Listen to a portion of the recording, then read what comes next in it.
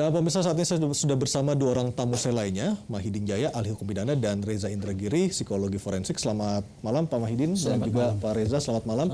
Saya ke Pak Jaya dulu. Pak Jaya, Anda melihat tadi persidangan seperti apa? Pasal yang dikenakan adalah pasal pembunuhan berencana. Sudah tepatkah? Oke, sebelum saya menjawab pokok pertanyaan tadi, saya mungkin ada sedikit koreksi. Tidak mungkin yang disebut seperti 52 alat bukti. Karena alat bukti itu hanya 5 ya.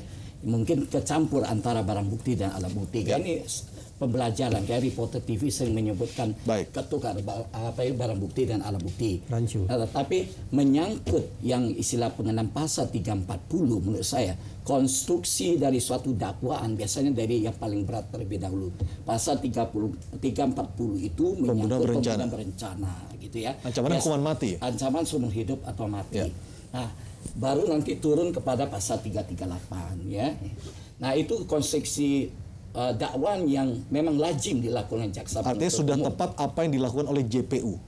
Menurut saya itu lazimnya dalam praktek itu penasihat hukum dalam kasus jaksa penuntut umum dalam kasus pembunuhan melakukan konstruksi hukum seperti itu. Dakwaan primernya adalah pasal 340 KUH pidana, dan sekunder atau subsidiar itu adalah pasal 338 KUH pidana. Dalam sidang perdana siang tadi, kubu Jessica juga langsung mengajukan eksepsi. Apa message yang ingin disampaikan dari Jessica dalam kasus ini sebenarnya?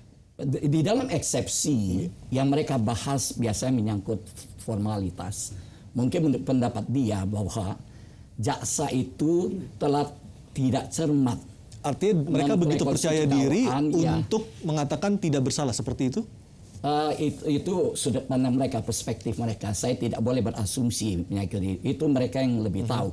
Tetapi mungkin mereka lihat ada kelemahan, misalnya menyangkut motifnya, kemudian menyangkut asal usul dari cyanida dari mana, itulah yang dimanfaatkan oleh tim penasihat hukum untuk mengajukan eksepsi. Tetapi saya kok yakin bahwa eksepsi ini akan ditolak oleh majelis hakim. Baik, Mas Reza, kalau kita bicara soal psikologi forensik, sampai sekarang tidak diketahui dari mana cyanida itu berasal. Apakah itu cukup kuat untuk dijadikan bukti di pengadilan? Kesulitannya adalah kalau kita bicara angka, bicara statistik, bahwa dari ribuan orang yang meninggal dunia karena racun, yang kemudian diakibatkan pembunuhan itu hanya belasan. Jadi kita bisa bandingkan rasionya antara ribuan. Sangat kecil. Sangat kecil. Lebih kecil lagi ketika kita bicara orang yang dibunuh dengan racun, jenisnya adalah cyanida. Kalau kita bicara probabilitas, dengan demikian kita lebih cenderung untuk mengatakan sangat kecil kemungkinan bahwa kemudian ada orang yang terbunuh dengan cara sedemikian rupa. Bukan berarti bahwa kejadian ini mustahil, tetapi bicara probabilitas memang peluangnya menjadi sangat-sangat kecil kalau kita bandingkan dengan angka tersebut. Itu satu. Yang kedua, cyanida itu sendiri apa? Cyanida berada di peringkat 2 besar bersama dengan arsenik sebagai racun yang sering digunakan untuk tujuan kejahatan. Tapi harap diingat, cyanida itu harganya tidak murah.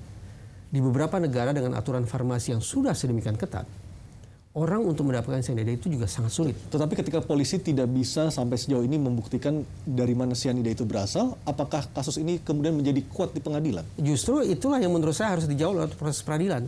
Ada dua. Satu, siapa orang yang sudah membubuhkan cyanida ke dalam kopi. Dan yang kedua, dari mana gerangan asal cyanida tersebut. Kalau hanya salah satu yang terjawab, menurut saya akan menjadi membingungkan. Paling tidak bagi masyarakat atau paling tidak bagi saya sendiri. Itulah sebabnya mengapa akhirnya BAP Jessica bolak-balik sampai 5 kali dari Polda sampai ke Kejati dan begitu seterusnya. Boleh jadi. Sayang sekali sejauh ini tidak ada informasi yang diberikan oleh kepolisian maupun kejaksaan tentang apa gerangan yang menyebabkan mengapa kemudian berkas itu dinyatakan tetap saja belum lengkap hingga 4 bahkan 5 kali. Tapi ketika Anda melihat jalannya persidangan siang tadi, Anda melihat dari sisi Jessica seperti apa? Jelaslah, setiap orang yang menjalani proses hukum, kondisi psikologis mereka bisa diibaratkan sebagai sebuah huruf V. Pada tahap awal persidangan, ketegangan itu sedemikian tinggi. Itu akan terlihat pada kemampuan lisan yang akan menjadi terbata-bata, kemudian juga gerakan fisik yang relatif tampak lebih gelisah, dan seterusnya.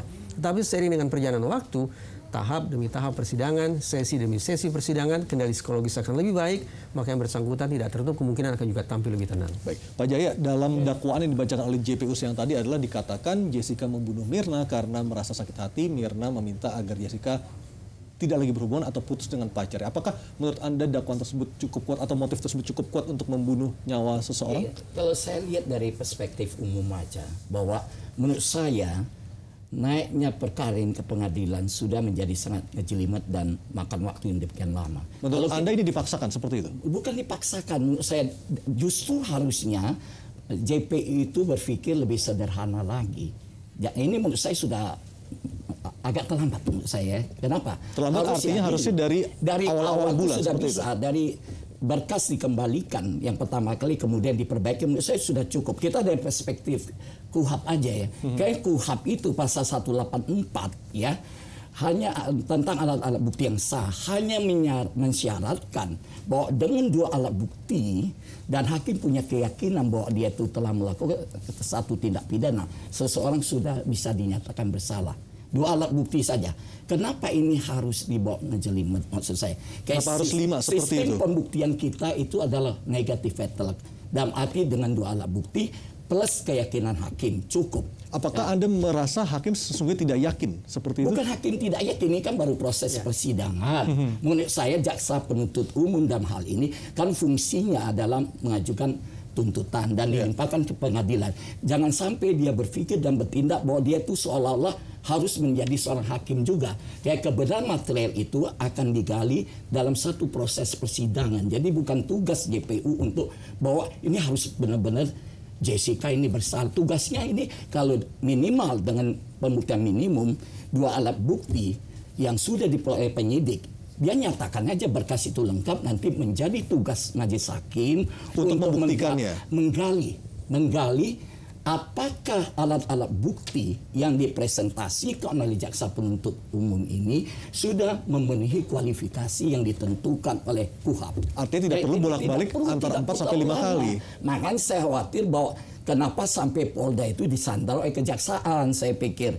Karena banyak kasus yang pembuktiannya hampir mirip. Misalnya korban pembunuhan yang tidak ada satu saksi pun melihat.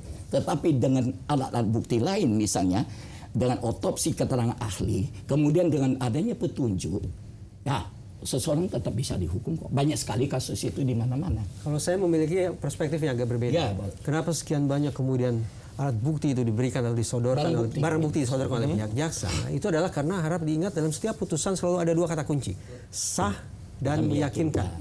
Apa yang diutarakan oleh Pak Jaya, menurut saya maksimal pada sah. Belum meyakinkan. Nah, pihak kepolisian yang kemudian bolanya pindah ke kejaksaan punya kepentingan untuk membuat hakim yakin betul bahwa orang yang sedang didakwa ini adalah pantas untuk jatuh vonis bersalah atau tidak bersalah. Baik, soal meyakinkan itu nanti kita bahas lagi dalam segmen berikutnya, dan pemirsa tetaplah bersama kami di iTalk.